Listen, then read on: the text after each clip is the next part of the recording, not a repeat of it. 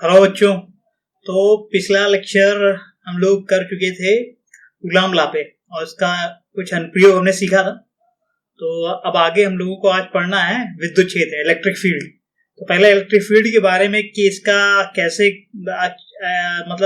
क्यों इसको लाया गया, इस कॉन्सेप्ट को, ये क्यों हम लोग पढ़ने जा रहे हैं, इसका कुछ मैं आपको हिस्ट्री बताता हूँ पहले, तो फिर इसके बाद हम लोग पढ़ेंगे। ठीक है, चलिए आज देखते हैं, स्क्रीन पे पहुंचते हैं हम लोग अपने स्लाइड पे।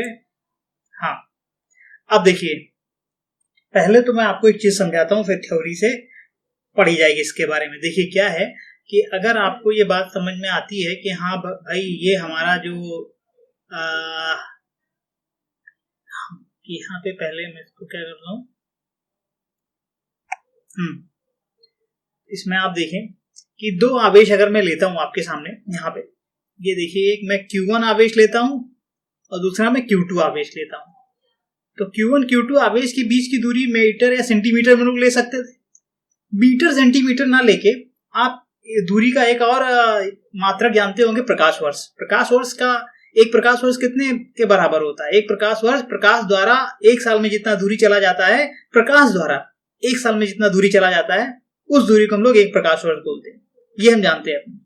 ठीक है, तो जब आप ये समझिए, प्रकाश से तेज कोई चल ही नहीं सकता है। प्रकाश की चाल जो होती है 3 × 10⁸ मीटर पर सेकंड होती है। प्रकाश से ज्यादा तेज कुछ भी नहीं चल सकता है। तो अब मान लीजिए कि ये दोनों एक प्रकाश वर्ष की दूरी पर रखे हुए हैं। ठीक है, एक प्रकाश वर्ष की दूरी है इनके बीच में। अब अगर इनके बीच में जो लगने वाला बल था, वो बल इस तरीके से दिया जा रहा था आपको, F बराबर K Q1 Q2 बटे R², इस तरीके से दिया जा रहा था, है ना। अब आप ये बताओ खुद, मतलब ये बहुत अच्छा इंटरेस्टिंग है सोचने के लिए कि भाई यहां से Q2 से अगर कोई भी प्रकाश से ज्यादा तेज कुछ चल भी नहीं सकता है, ये हम जानते हैं थ्योरी से। तो Q2 से अगर कोई यहाँ पे बात इंफॉर्मेशन भेजनी हो Q1 के पास, Q2 से कोई भी इंफॉर्मेशन अगर Q1 के पास भेजनी हो तो कितना टाइम लगेगा? अगर वो प्रकाश की चाल से चले तब उसको 1 साल लग जाएंगे, 1 वर्ष लग जाएंगे।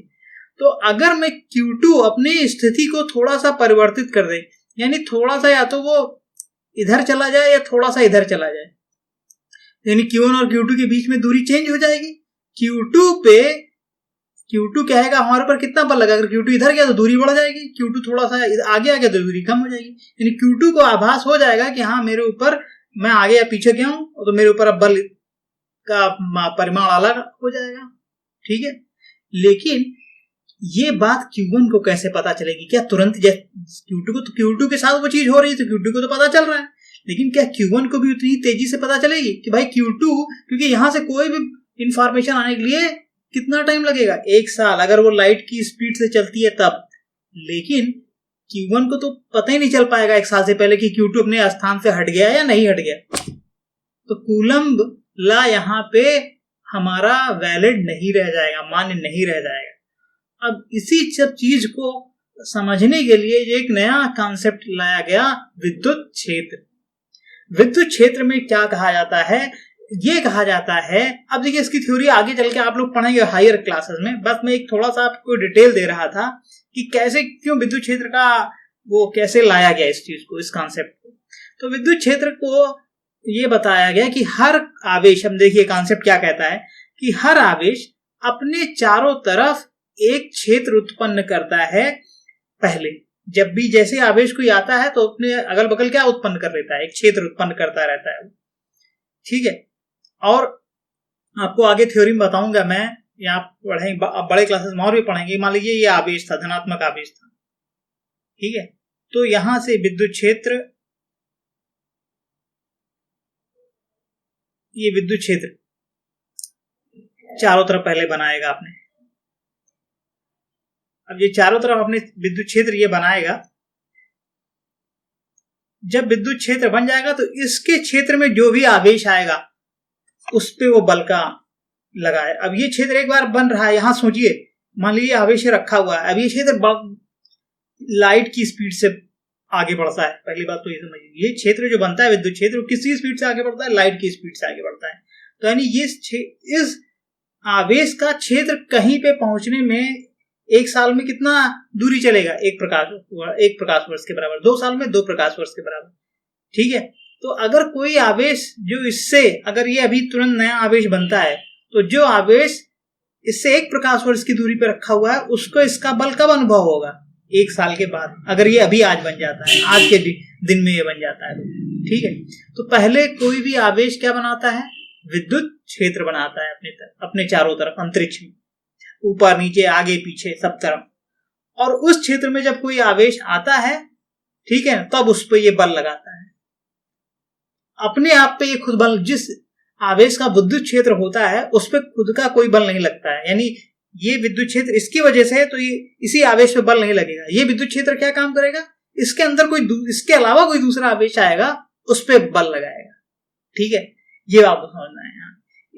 इस जो ये विद्युत हमारा क्षेत्र है बना, इस क्षेत्र में अगर हम लोग कोई अन्य आवेश लेके आते हैं, तो उस पर जो बल लगेगा, ये इस पे अपने पे कोई बल नहीं लगेगा।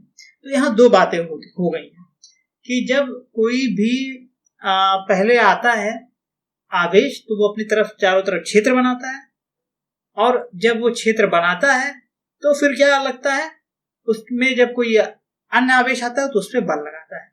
इस थ्योरी को बनाने के बाद, हाँ, ये उन लोगों का कहना सही हो गया कि इसको भी इसके हटने का पता चलेगा। लेकिन अगर पहले देखा जाता तो कूलम लॉ तो फेल हो जाता, लेकिन अब कूलम लॉ को फिर से वैलिड किया गया कि हाँ भाई, इस 1 साल बाद कूलम लॉ इस तरीके से अगर हम मान के चलेंगे तो कूलम लॉ अभी भी हमारा मान्य रहेगा, इससे पहले मान्य नहीं रहेगा, ठीक। तो ये बहुत इंटरेस्टिंग बात थी। यहाँ पे ये चीज समझ में आनी चाहिए कि एक, आप यहाँ पे थ्योरी देख लीजिए, लिखनी है, एक आवेशित कण किसी निश्चित दूरी पर रखे दूसरे आवेशित कण से सीधे संपर्क नहीं कर सकता है।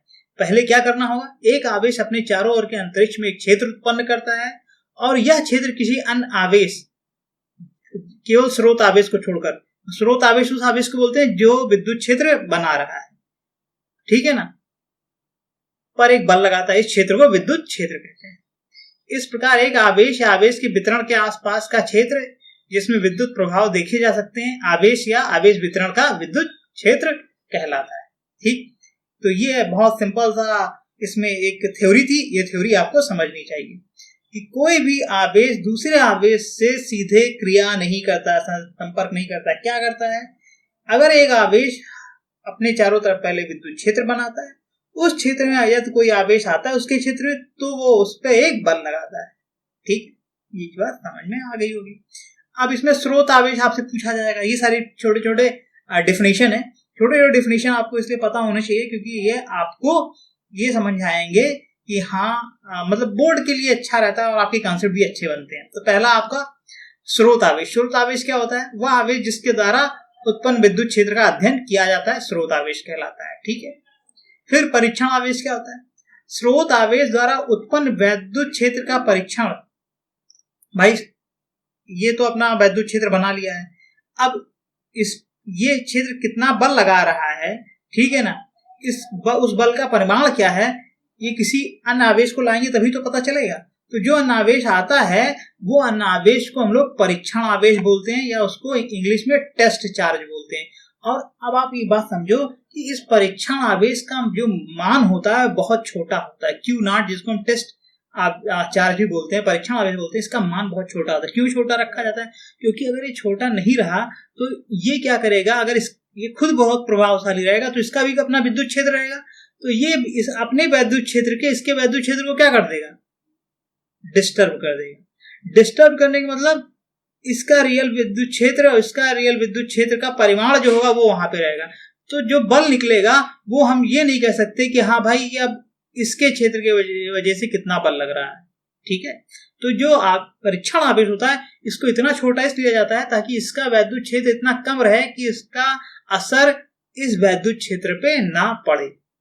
टेस्ट चार्ज को बहुत छोटा लेने का कारण, एग्जाम्पल में आपसे कोई पूछे, क्या रीजन कोई पूछे आपसे, जब आपका ये बोर्ड का एग्जाम होता है तो उसमें प्रैक्टिकल में सब चीजें पूछी जाती हैं कि टेस्ट चार्ज का मान बहुत छोटा क्यों लिया जाता है? तो टेस्ट चार्ज का मान छोटा इसलिए लिया जाता है ताकि उसका खुद का विद्युत क्षेत्र का प्रभाव बहुत कम हो, जिससे जब हम किसी अन्य विद्युत क्षेत्र का पता लगाएं तो ये इसका विद्युत क्षेत्र उस विद्युत क्षेत्र को डिस्टर्ब ना कर सके। ठीक है, और ऐसा आवेश तो अब होगा कि नहीं होगा कि नहीं होगा ये अलग बात होती है, लेकिन हमको कॉन्सेप्ट आना चाहिए। वैसे ये होता, इसको एक कॉन्सेप्ट बनाया गया है। ठीक है, बस कर लिया मान लीजिए। चलिए, अब ये सारी बातें जो मैंने बताई वो लिखी हुई हैं आपके, आप इसको नोट्स के लिए भी यूज कर सकते हो। ठीक है, अब अगला हेडिंग हम लोग आते हैं विद्युत क्षेत्र की तीव्रता में। देखिए, इसको मैं समझने के लिए पहले मैं आपको अभी एक चीज बता चुका था कि मान लीजिए ये आपका आवेश है, कहीं पे विद्युत क्षेत्र है, मान लीजिए कैसा भी विद्युत क्षेत्र रखा है, जैसा मैं यहाँ बना ले रहा हूं अभी, ये विद्युत क्षेत्र है। इस विद्युत क्षेत्र में कोई आवेश, परीक्षण आवेश Q0 रखा हुआ है, और इस पे लगने वाला बल मान लीजिए वो F आ रहा है। कितना बल लग रहा है इस पे? F बल लग रहा है इस परीक्षण आवेश पे। तो Q0 पे अगर F बल लग रहा है तो इकाई परिमाण के आवेश पे कितना बल लगेगा? Q0 के आवेश पे अगर F बल लग रहा है तो इकाई आवेश पे कितना बल लगेगा? बस यही, इसी डिफिनेशन को हम लोग इस तरह यहां पे लिखते हैं कि अगर Q0 पे F बल लग रहा है तो इकाई आवेश पे कितना बल लगेगा, यानी इकाई मतलब जिसका परिमाण एक आवेश। अगर 100 रुपए में 10 आम मिलते हैं तो 1 रुपए में कितने आम मिलेंगे? 100 रुपए में 10 आम, 10/100। Q0 पे अगर F बल लग रहा है तो इकाई आवेश पे कितना बल लगेगा? F/Q0। बस हो गया यहां से। और ये इलेक्ट्रिक फील्ड, इसको हम लोग इस तरीके से दर्शाते हैं, ये लिखा जाता है लिमिट Q0 टेंडिंग टू 0। इसका मतलब केवल इतना होता है, ये परीक्षण आवेश का मान बहुत ही छोटा है, इससे घबराने की जरूरत नहीं है। लिमिट Q टेंडिंग टू 0 का मतलब केवल इतना होता है कि परीक्षण आवेश का मान बहुत ज्यादा छोटा है। मैंने भी बताया क्यों छोटा लेना चाहिए, ताकि इसके जिस विद्युत क्षेत्र में उस क्षेत्र को डिस्टर्ब ना करे। हाँ, अब यही चीज यहाँ पे भी लिखी हुई है। एक विद्युत क्षेत्र में एक बिंदु पर विद्युत क्षेत्र की तीव्रता, जो जिससे प्राय विद्युत क्षेत्र कहा जाता है, को प्रति इकाई धनात्मक आवेश पर लगने वाले विद्युत बल F के रूप में परिभाषित किया जाता है। यदि विद्युत बल F एक छोटे परीक्षण आवेश यहाँ पे ये Q0 द्वारा अनुभव किया जाता है तो उस बिंदु पर क्षेत्र की तीव्रता को इस प्रकार परिभाषित किया जाता है, यानी इकाई परिमाण के आवेश पे कितना बल लगा है किसी विद्युत क्षेत्र में, उस बिंदु पे विद्युत क्षेत्र की तीव्रता इस तरीके से निकाली जाती है। अगर हम Q0 पे F बल लग रहा है तो इकाई पे कितना बल लगेगा? इकाई आवेश पे F/Q0। ठीक है, अब विद्युत क्षेत्र एक सदिश राशि है, इसकी दिशा धनात्मक परीक्षण आवेश पर बल F की दिशा के समान है, यानी E और F का जो दिशा है वो समान रहेगा। ठीक है, इसका SI यूनिट क्या होगा, मात्रक क्या होगा? देखिए, बल का न्यूटन होता है, इसका कूलाम, न्यूटन पर कूलाम। इसके अलावा एक दूसरा मात्रक भी इसका होता है, उसको मैं अभी यहाँ पे लिखे दे रहा हूँ आपके सामने, लेकिन बताऊंगा बाद में। ये होता है, अभी आगे चल के थोड़ा बताऊंगा, इसीलिए मैंने लिखा नहीं था। वोल्ट पर मीटर एक दूसरा मात्रक भी होता है, वोल्ट पर मीटर। अभी इसको खाली आप ये जान लीजिए। तो ये हो गया विद्युत क्षेत्र को बताने के लिए ये सूत्र, और अब आगे और बातें हैं वो मैं बताता हूं। देखिए क्या है इसमें, कि मान लीजिए अब आपको ये बात पता हो गई, अभी तक तो ये पता नहीं थी, अब आपको ये बात पता हो गई कि हाँ भाई विद्युत क्षेत्र है और विद्युत क्षेत्र में कोई आवेश अगर रखा है। अब आप देखिए, कहा जाता है कि इस बिंदु पे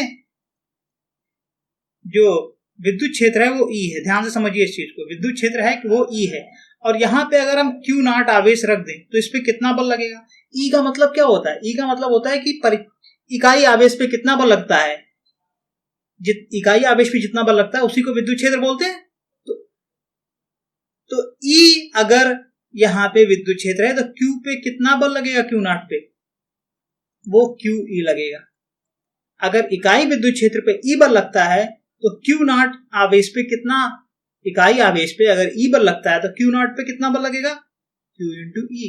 तो यहां से ये Q into E आ गया।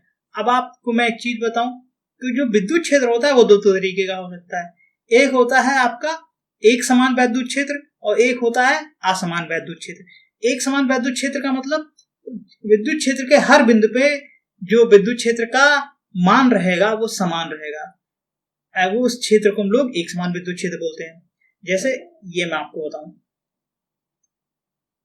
यहाँ के किसी भी बिंदु पे आप यहाँ ले लीजिए, यहाँ ले लीजिए, यहाँ ले लीजिए, किसी भी जगह आप निकालेंगे तो वैद्युत क्षेत्र का जो परिमाण आएगा वो कितना आएगा, ई ई ई। लेकिन अब मैं आपको असमान विद्युत क्षेत्र बताता हूं, ठीक है। इसके अलग अलग जगह पे, अरे ये आ गया, हाँ, इसके अलग अलग जगह पे जो विद्युत क्षेत्र का परिमाण होगा वो अलग अलग होगा, ठीक है। यहाँ पे E1 रहेगा, दूसरे बिंदु पे किसी पे चले जाइए E2 रहेगा, यहाँ पे किसी बिंदु पे चले जाइए E3 रहेगा। तो परिमाण अगर हर जगह, ये हमें पता है कि इतने जगह में विद्युत क्षेत्र है, आपका विद्युत क्षेत्र है, अगर इतने इतने जगह में हम सब कुछ अपना गणना कर रहे हैं, तो इस क्षेत्र के अलग अलग बिंदु पे जो परिमाण देखने को मिल जाए वो अलग अलग देखने को मिल जाए, तो हम कह देंगे ये कैसा विद्युत क्षेत्र है, असमान विद्युत क्षेत्र है। अब पहली बात तो ये समझ में आना चाहिए कि जो हमारा विद्युत क्षेत्र रहता है, अगर इसमें धनात्मक आवेश रखा जाए, मैं इसको यहीं पे समझाता हूं आपको, कि अगर इसमें धनात्मक आवेश रखा जाए प्लस Q और विद्युत क्षेत्र की दिशा ये है, तो जो इस पे बल लगेगा वो बल कितना लगेगा, वो बल लगेगा QE। तो QE की दिशा भी विद्युत क्षेत्र के दिशा में ही हो जाएगा, ठीक है ना। E केवल वेक्टर मैंने इस पे बनाया, E पे। अब अगर माइनस आवेश Q रख दिया जाए, ये Q1 था, ये Q2 मान लेते हैं, ये माइनस आ जाए ऋणात्मक आवेश, तो इसके विपरीत दिशा में बल लगेगा, इस पे इधर बल लगेगा, माइनस Q2E। समझ में आ रहा है ये चीज? कहने का मतलब ये हुआ कि अगर विद्युत क्षेत्र में रखा हुआ आवेश धनात्मक है तो उस पे लगने वाले बल का परिमाण QE होता है और उसकी दिशा क्या होती है, विद्युत क्षेत्र की दिशा में। अगर विद्युत क्षेत्र में रखा हुआ आवेश ऋणात्मक होता है तो उस पे लगने वाले बल का परिमाण भी Q2E होता है, लेकिन उसकी दिशा किधर होगी, उसकी दिशा जो हमारा वैद्युत क्षेत्र है उसके दिशा के विपरीत हो जाएगी, यानी इसके बल की दिशा इधर लगेगा, उल्टी दिशा में बल लगेगा विद्युत क्षेत्र, ठीक है। अब विद्युत क्षेत्र आपको पता हो गया, आपको विद्युत क्षेत्र का क्यों हम लोग उपयोग करते हैं, कैसे इसका कॉन्सेप्ट आया वो भी मैंने आपको बता दिया। आगे आगे पढ़िए, विमीय सूत्र इसका क्या होता है, ये भी आपका एक प्रश्न रहता है। तो विमीय सूत्र तो यहीं से आप निकाल सकते हो कि अभी आपने इसका जो मात्रक पढ़ा, न्यूटन पर कूलाम पढ़ा हुआ है, तो न्यूटन को आप यहाँ पे ml² T⁻⁻2 लिखते हो, है ना, न्यूटन का। तो विद्युत क्षेत्र का विमीय सूत्र, विद्युत क्षेत्र का कितना बन जाएगा, E का जो विमीय सूत्र बन जाएगा, एक तो यहाँ पे बल का कितना होता है, ml² T⁻⁻2 ये होता है, और नीचे क्या होता है, आवेश IT। Q बराबर क्या होता है, IT में निकलवा चुका हूं, I का एम्पियर, ये T का समय। अब इसको अगर हम लोग थोड़ा सा और यहां से निकालें तो m ये a के घाते -1 l² और ये t के घाते -3 बन जाएगा, ये इसका विमीय सूत्र बन जाएगा, ठीक है। तो ये सारी बातें हो गई इसके बारे में, आपके विद्युत क्षेत्र के बारे में आप यहाँ पे। अब चलिए आगे हम लोग देखते हैं बिंदु आवेश के कारण विद्युत क्षेत्र की तीव्रता। तो यहाँ पे आपको मैं बताऊं, ये मान लीजिए बिंदु आवेश मतलब ये हमारा जो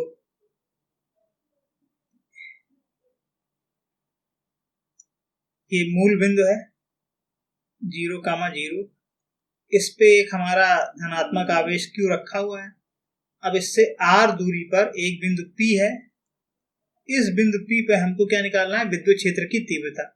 तो हम क्या करेंगे, यहाँ पे इस बिंदु पे P पे एक परीक्षण आवेश रख देंगे, पहला तो परीक्षण आवेश बहुत जरूरी है। परीक्षण आवेश जब भी बोले तो आपके दिमाग में बात आनी चाहिए कि ये आवेश का मान बहुत ज्यादा छोटा है।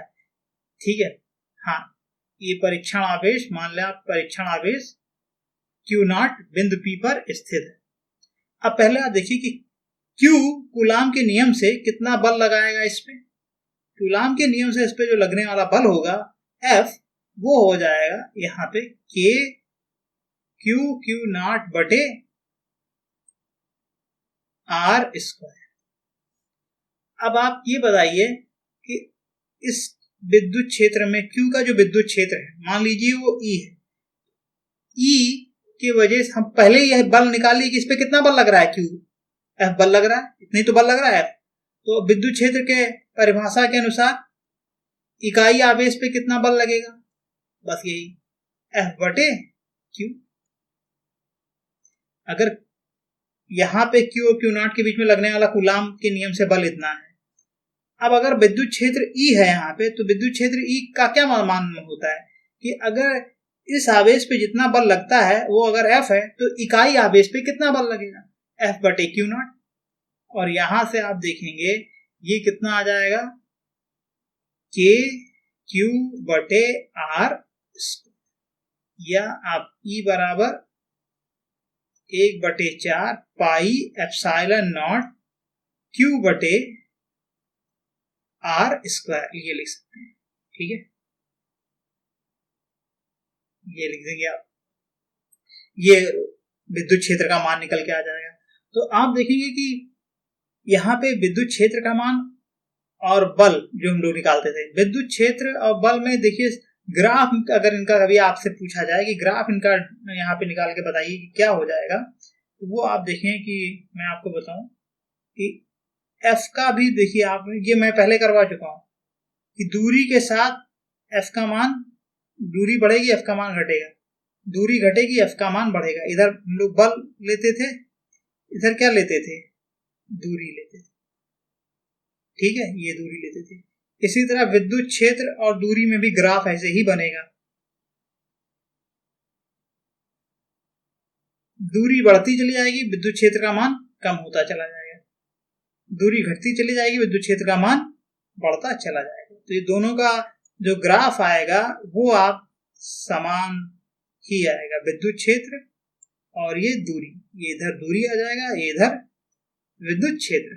ठीक है ना, E और R के बीच में ग्राफ, F और R के बीच में ग्राफ, ठीक, E और R के बीच में ग्राफ या F और R के बीच में ग्राफ, दोनों ग्राफ समान होते हैं, नेचर में समान होते हैं, ये कहना है मतलब। ठीक है, तो विद्युत क्षेत्र में निकालने के लिए क्या किया, कुछ नहीं किया है। पहले तो यहाँ एक परीक्षण आवेश रख दिया R दूरी पे, फिर कूलाम के नियम से इनके बीच लगने वाला बल निकाल दिया। अब अगर यहाँ विद्युत क्षेत्र E है तो हम जानते हैं इस बिंदु P पे कितना बल लग रहा है, इस यहाँ पे इस आवेश पे F बल लग रहा है। तो अगर विद्युत क्षेत्र का मान E है तो इकाई आवेश पे कितना बल लगेगा, F बटे Q0, और यहाँ से E का मान निकल के आ जाएगा आराम से। तो कब यहाँ बल पता था, बल से क्या निकाल दिया हमने, विद्युत क्षेत्र। कभी कभी विद्युत क्षेत्र पता रहेगा, विद्युत क्षेत्र अगर हमको ये कहता कोई कि बताओ यहाँ पे विद्युत क्षेत्र E है Q की वजह से, तो बताओ कि यहाँ पे Q पे कितना बल लग रहा है Q0 पे, तो जस्ट क्या करते हैं, F बराबर Q इंटू E। विद्युत क्षेत्र पता रहता तब भी हम लगा सकते थे कि इस पे लगने वाले बल का परिमाण यही होगा, क्या होगा, इसमें इस आवेश को गुणा कर दिया जाएगा। तो विद्युत क्षेत्र एक बहुत इंपॉर्टेंट कॉन्सेप्ट है, इसलिए इसको हम लोग पढ़ेंगे। ठीक, अब आपके पास ये सारी बातें आ गई। अगला देख लीजिए थोड़ा सा, ये कह रहा है कि विविक्त बिंदु आवेशों के निकाय के कारण विद्युत क्षेत्र की तीव्रता। इसको मैं समझाता हूं कि मान लीजिए एक से ज्यादा आवेश अगर हो जाए, ठीक है, तो और सेम बिंदु पे हमको किसी बिंदु पे मान लीजिए Q1 Q2 है, यदि अनेक विविक्त आवेशों, इसको मैं यहाँ पे लिख देता हूं, Q1 Q2 Q3 dot dot dot Qn, अनेक बिंदु आवेशों Q1 Q2 Q3 Q1 से मिलकर बने निकाय में प्रत्येक आवेश स्वतंत्र रूप से वैद्युत प्रभाव उत्पन्न करता है तथा विद्युत क्षेत्र के किसी बिंदु P पर इन आवेशों के कारण उत्पन्न वैद्युत क्षेत्र क्रमशः E1, E2, E3 En हो तो बिंदु P पर परिणामी वैद्युत क्षेत्र सभी आवेशों के कारण उत्पन्न तीव्रता के सदिश योग के बराबर होता है। इसको आप ये भी कह सकते हैं कि ये जैसे अभी हम लोग सुपरपोजिशन पढ़े थे ना, अध्यारोपण का सिद्धांत आगे पढ़ चुके थे हम लोग, ठीक है, वैद्युत बल का अध्यारोपण का सिद्धांत, इसी तरह विद्युत क्षेत्र के अध्यारोपण का सिद्धांत ये है। अब मान लीजिए एक से ज्यादा आवेश हो, यहाँ पे Q1 आवेश रखा हो, यहाँ पे Q2 आवेश रखा हो, यहाँ पे Q3 आवेश रखा हो, इस तरह आवेश रखा हो। अब इस तरीके से कुल मिला के जितने भी, अब मैं 3 से समझाता हूं। तो इस बिंदु पे आपको मैं बताऊं कि यहाँ पे एक एरो, इसका विद्युत क्षेत्र आप जानते हैं। हाँ, एक चीज मैं आपको ऊपर वाले में नहीं बताया, थोड़ा सा ये बताइए, इस पे जो बल लगता था, यहां से आप देखिए, इस पे लगने वाला जो बल रहता था वो बल की दिशा किधर आती थी, इसको मिलाने रेखा के ये बल F लगता था। तो जो F का जो दिशा होगा वही दिशा किसका हो जाएगा, E का दिशा भी हो जाएगा। तो इधर इसी दिशा में E रहेगा, यानी इनको मिलाने रेखा के अनुदिश ही बल लगता था। तो ये चीज समझ में आनी चाहिए कि विद्युत अगर आवेश बहुत छोटा है, तो अगर बिंदु P पे इसी तरह हमको निकालना है कि विद्युत क्षेत्र क्या होगा, तो यहां से हम P को मिलाएंगे और ये कह देंगे इसका विद्युत क्षेत्र इधर रहेगा। Q की वजह से P पे विद्युत क्षेत्र, Q से इस P को मिलाएंगे, इस पे विद्युत क्षेत्र इधर रहेगा। Q3 की वजह से इसको मिलाएंगे, ये कह देंगे विद्युत क्षेत्र इधर रहेगा। Q1 की वजह से विद्युत क्षेत्र E1, इसके वजह से विद्युत क्षेत्र E2, इसके वजह से विद्युत क्षेत्र E3। तो ये तीनों वेक्टर हैं। तो P पे परिणामी विद्युत क्षेत्र क्या हो जाएगा, P पे परिणामी विद्युत क्षेत्र इन सभी का सदिश योग हो जाएगा। इन तीनों वेक्टर्स का जो सदिश योग होगा वही क्या हो जाएगा, यहाँ पे इन तीनों का सदिश योग ही क्या हो जाएगा, आपका परिणामी विद्युत क्षेत्र हो जाएगा। ठीक है, ये चीज यहां से ही निकल के आ जाएगी। और इसी तरह अगर हमारे पास n आवेश होंगे तो n हर आवेश की वजह से जिस बिंदु पे अगर E1 के है, किसके वजह से, आपके Q1 की वजह से E1 विद्युत क्षेत्र है, Q2 की वजह से E2 विद्युत क्षेत्र है, Q3 की वजह से E3 विद्युत क्षेत्र है, Q1 की वजह से EN विद्युत क्षेत्र है। तो आप ये समझो कि इन सभी अगर परिणामी विद्युत क्षेत्र हमको निकालना है तो इन सब का क्या कर देंगे, हम लोग योग कर देंगे। तो इस बिंदु पे क्या निकल के आ जाएगा, इस बिंदु पे परिणामी विद्युत क्षेत्र निकल के आ जाएगा। ठीक है, यही आपको समझना कि किसी बिंदु P पे अगर निकालना है विद्युत क्षेत्र, कई आवेश लेकिन वहां पे हो, तो सभी आवेश की वजह से पहले अलग अलग निकाल दो, फिर उनका सदिश योग कर दो और परिणामी विद्युत क्षेत्र निकल के आ जाएगा। तो ये भी आप कह सकते हैं अध्यारोपण का सिद्धांत है। यहाँ पे मैंने बताया ना कि अध्यारोपण का सिद्धांत आपको बहुत जगह देखने को मिलेगा विज्ञान में, फिजिक्स में आपको। ठीक, ये भी एक छोटा सा कॉन्सेप्ट था यहाँ पे। अब आपका कुछ क्वेश्चन चलिए कर लिया जाए। पहले पहला ये क्वेश्चन देखिए आप, ये क्वेश्चन है कि एक 5 × 10⁻⁸ कूलाम बिंदु आवेश से कितनी दूरी पर उत्पन्न वैद्युत क्षेत्र की तीव्रता 450 वोल्ट पर मीटर होगी। इसमें आवेश का मान जो दिया हुआ है Q, वो Q है आपका कितना, Q बराबर है 5 × 10⁻⁸ कूलाम का। ठीक है, ये आवेश दिया हुआ है और आप ये भी जानते हैं कि इस आवेश के वजह से विद्युत क्षेत्र की तीव्रता होती है, वो सूत्र दिया जाता है E बराबर r दूरी पर 1/4 पाई एप्सिलॉन नॉट Q/r², ये दिया जाता है।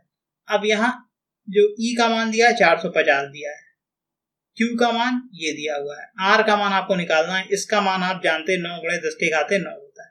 तो सारे E का मान भी आप, विद्युत क्षेत्र का मान 450 वोल्ट पर मीटर ये दिया हुआ है।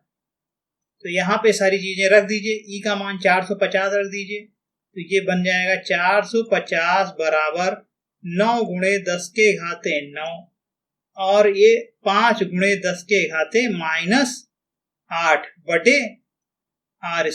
अब r² को इधर ले आइए, 450 को नीचे कर दीजिए, तो आपके पास जो आएगा वो क्या आ जाएगा, यहाँ से आर स्क्वायर बराबर कितना आ जाएगा, 9 गुणे 10 के घाते 9, ये 10 के घाते -8, 10 बचेगा, 10 गुणे 5, ठीक है, नीचे कितना बचेगा 450। अब देखिए 5 9 45, 45 धाम 450, तो ऊपर और नीचे बराबर हो जाएंगे, तो आर स्क्वायर बराबर कितना हो जाएगा 1, दूरी का मान आर बराबर 1 मीटर, चाहे हिंदी में लिखी जाए इंग्लिश में लिखी, तो ये आ जाएगा 1 मीटर, ठीक है। कितनी दूरी पर विद्युत तीव्रता का मान इतना होगा 450, 1 मीटर की दूरी पे, यानी अगर यहाँ से 1 मीटर की दूरी पे हम लोग विद्युत तीव्रता निकालें तो इस आवेश की वजह से जो विद्युत क्षेत्र का मान आएगा वो 450 वोल्ट पर मीटर आएगा। तो ये सूत्र हमें पता था, इस सूत्र की वजह से आसानी से हमने निकाल दिया है सारी चीज। अगला प्रश्न देखिए, ये आया है 2012 में आपके यूपी बोर्ड में, 2-3 क्वेश्चन छोटे छोटे हैं। इस आवेश का मान कितना कूलम है, 200, इस पे कितना बल लग रहा है, 2.25 न्यूटन का बल कार्य करता है, तो उस बिंदु पर विद्युत क्षेत्र की तीव्रता ज्ञात करिए। मैंने बताया अभी कि इस इतने आवेश पे इतना बल लगता है, यानी यहाँ पे अगर विद्युत क्षेत्र है किसी बिंदु पे आपको पता E, और यहाँ पे Q आवेश रखा है, तो Q आवेश पे लगने वाला बल कितना हो जाएगा, QE हो जाएगा, ये अभी बताया था ना। तो यानी यहाँ आवेश पता है और उस पे लगने वाला बल पता है, तब विद्युत क्षेत्र का मान, अगर विद्युत क्षेत्र का ये आवेश यहाँ Q कितना बल अनुभव कर रहा है, इतना बल अनुभव कर रहा है, तो विद्युत क्षेत्र अगर यहाँ E होता है तो इस पे लगने वाला बल क्या होता है, QE होता है। तो आपको यहाँ पे बल का मान पता है, Q का मान पता है, विद्युत क्षेत्र का मान आसानी से पता चल जाएगा, E बराबर F बटे Q हो जाएगा। F का मान 2.25 न्यूटन आप रख दीजिए, 2.25, और इसका मान, ठीक है, ये आंसर भी मैंने लिखा था 5 गुणे 10 के घाते -4। अब ये ऊपर चला जाएगा आपका, और यहां से आप जो ऊपर जाएगा तो ये 10 के घाते 4 है, ये आपका कितना बन जाएगा, E बराबर बन जाएगा, इस यहां से हम क्या करते हैं कि 225 बटे, ये मैं लिख देता हूं, 225 बटे 5, 10 के घाते -2, नीचे 10 के घाते -4, ठीक है, 5 चौक 20, बचेगा 2, 5 25, तो ये E बराबर आ जाएगा कितना 45, और ये ऊपर जाएगा कितना बन जाएगा 45 गुणे 10 के घाते ये 4, 2 बन गया। इसको आप इस तरह भी लिख सकते हो, 4.5 गुणे 10 के घाते 3 न्यूटन पर कूलाम, जैसा भी आप लिखना चाहें, न्यूटन पर कूलाम या वोल्ट, जैसा भी आप लिखना चाहें, उससे कोई फर्क नहीं पड़ेगा, न्यूटन पर कूलाम आ जाएगा इसका मान, ठीक है, ये हो जाएगा इस तरीके से। एक प्रश्न और है, ये भी प्रश्न आप देख लीजिए। ये प्रश्न क्या है, एक 5 गुणे 10 के घाते -19 कूलाम, दूसरा आवेश इतने कूलाम का है, दो बिंदु आवेश परस्पर 2 मीटर की दूरी पर हैं, उनको मिलाने वाली रेखा के किस बिंदु पर विद्युत क्षेत्र 0 है, यदि इस बिंदु पर Q आवेश रखें तो इस पर कितना बल लगेगा। अच्छा, बहुत बढ़िया।